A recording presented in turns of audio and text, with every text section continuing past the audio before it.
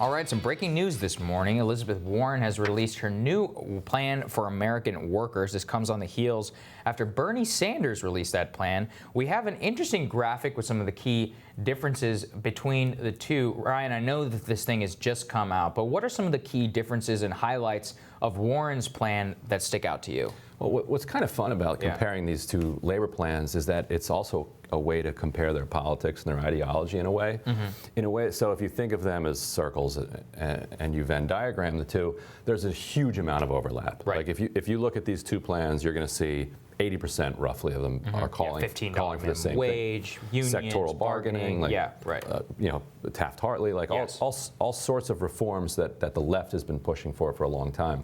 But then when you get outside that 80% agreement, you might find that they would each speak sympathetically of the other's idea, but they didn't include it in the plan, or they didn't put as much emphasis in it.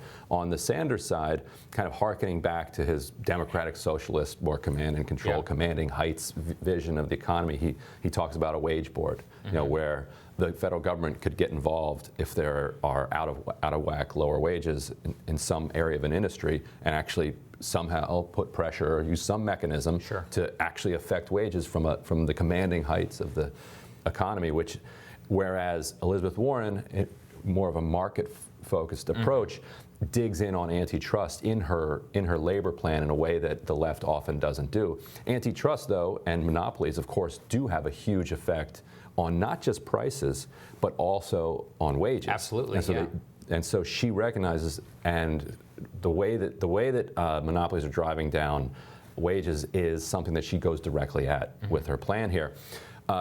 She also gets deep into the weeds on something that's becoming a huge problem in the American economy that the left hasn't really focused on yet, and it's something that interestingly cuts across class.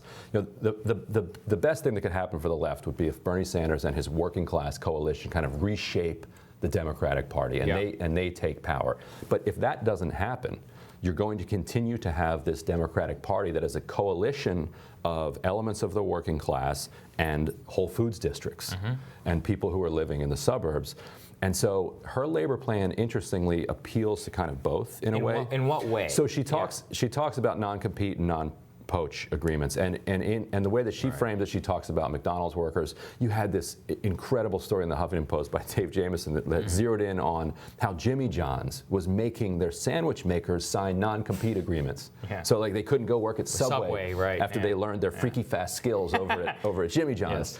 And so Warren is going to zero in on that and say, no, you cannot have non-compete agreements. But you know who else gets hurt by non-compete agreements? Workers and white collar. That's right. That's very interesting. And it really does drive down wages in a significant way, and people recognize it. So interestingly, she's trying to find these class agreements almost across class lines. So I find that interesting because it really does speak to, like you said, what her politics are. Her politics, it seems to me, is she has this leftist approach on Wall Street and on Treasury, like many of these economic issues. But on the rest, it really is very much.